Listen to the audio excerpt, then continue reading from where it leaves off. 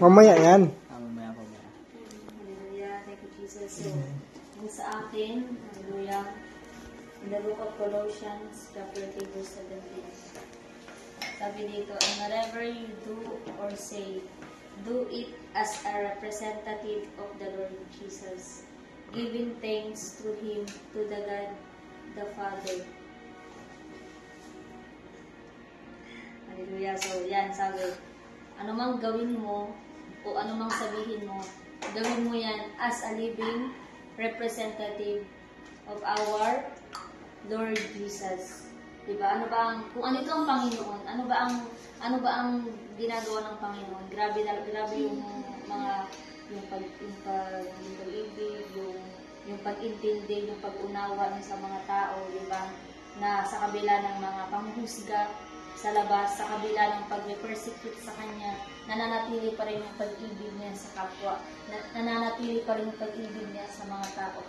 So, ikaw na as a living representative of our Lord Jesus, kailangan panindigan talaga natin. Kailangan gawin talaga natin.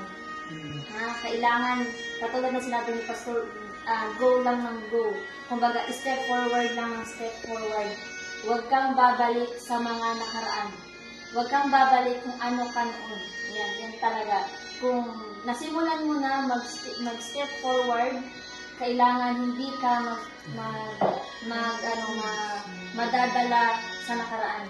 Na ito, na halimbawa, dumating ka sa point na disappointment, huwag yun yung magiging daan mo para babalik ka sa nakaraan. Huwag yun yung magiging daan mo para hindi ka magpatuloy. Kailangan, as a living representative of our Lord Jesus, kailangan manindigan talaga tayo.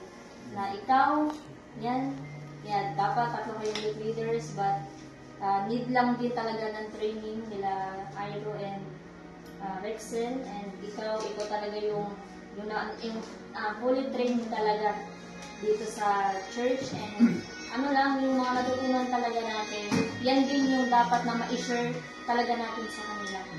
At hindi dapat yan, kumbaga, dito lang sa church mangyayari. Kailangan kahit saan ka magpunta, kahit lumabas ka dito ng church, kailangan mananatili pa rin sa'yo yung yung mga natutunan mo, kung ano yung na-train sa'yo, dapat manatili pa rin sa'yo. Dapat hindi mo talaga yan kakalimutan. Para pagdating mo dun sa ibang lugar, kung ano ka dito, ganun ka rin doon. Diba? Kung ano yung nakita nila dito sa'yo, yun din yung makikita nila doon sa'yo. Diba? Kasi, yun nga, lagi mo tandaan na ikaw is buhay na representative ng ating Panginoon. And dapat, kung ano yung nakikita natin sa Panginoon na ginagawa niya noon nandito pa sa lupa, and dapat, hindi naman ganun ka-perfect, pero hanggat maaari para sa Panginoon, maging perfect talaga. Diba? Sabi nga, katulad sabi Daddy, hindi tayo perfecto, pero nagsiserve tayo sa perfecto na Diyos. Diba? Kaya, go lang talaga ng go. Move forward na tayo ng move forward. Huwag natin isipin or pakinggan yung mga nasa paligid na distraction, yung mga naririnig natin sa paligid, yung mga persecution din sa paligid. Kasi, the moment na nagsiserve ka sa Panginoon, nandiyan talaga sila. Hindi talaga yan sila mawawala. Yan talaga yung sinasabi ni Dapper. Nandyan talaga yan sila, and dapat hindi ka maapektuhan sa mga bagay-bagay na yan. Kailangan magpatuloy ka pa rin. Diba? Yes, alam naman namin yan as a servant of God, mahirap talaga na yung mag full-time ka talaga sa ministry, and meron kang maririnig sa mga paligid, pero panindigan talaga natin yung kung ano yung tinatahak natin ngayon. Yan, lagi namin sasabi, go lang ng go. Hallelujah, thank you Jesus. And sobrang nagpapasalamat din kami sa buhay mo, na nakasama ka namin dito sa bahay, and na kumbaga, as a pastor is nakikita namin na merong mga bunga lahat ng pinaghirapan namin.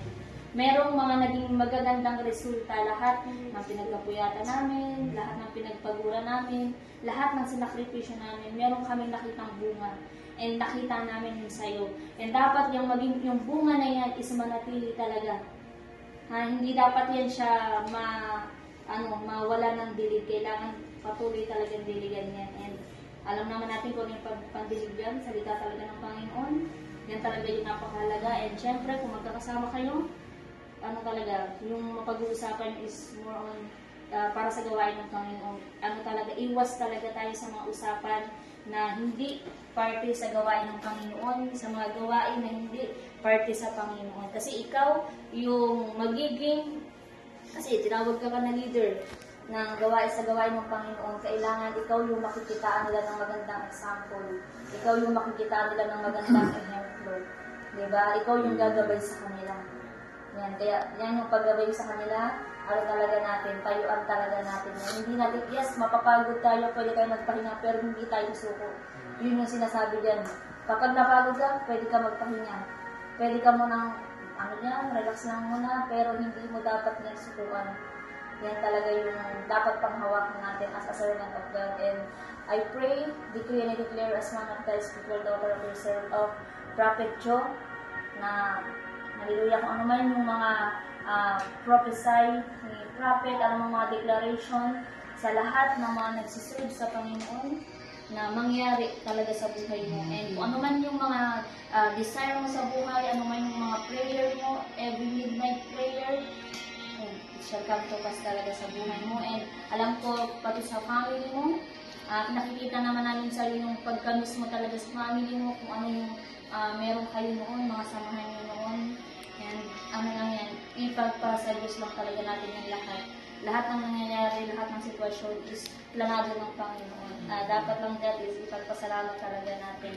And yun lang, and I speak good health, strength, long life sa'yo, and advance, happy, and blessed birthday. And ano lang, stay, positive talaga. Lagi tayong positive, ha? Palagi lang naka-smile. Kumbaga, yung nasimangot ba? Hindi kasi ako sanay na nakasimangot ka ba? Parang, ano naman kayo isip ko rin yun? Pag nakasimangot na, parang pag seryoso na, hindi ako sanay. Kaya, parang, lagi lang stay positive. Palagi lang nakangiti. Kasi kapag yung makikita namin yung ngiti ng isang tao is parang, din buhay din kasi sa amin as a pastors din talaga. Kaya yan, and yan, sobrang pasalamat kami sa buhay na binigay sa iyo ng Panginoon. And we pray na tuloy-tuloy pa rin tayo as one family. Yan, unity din talaga, yung humility, and yung humbleness dito sa gawain ng Panginoon, manatili talaga sa bawat isa. So yun lang. Hallelujah. God bless you.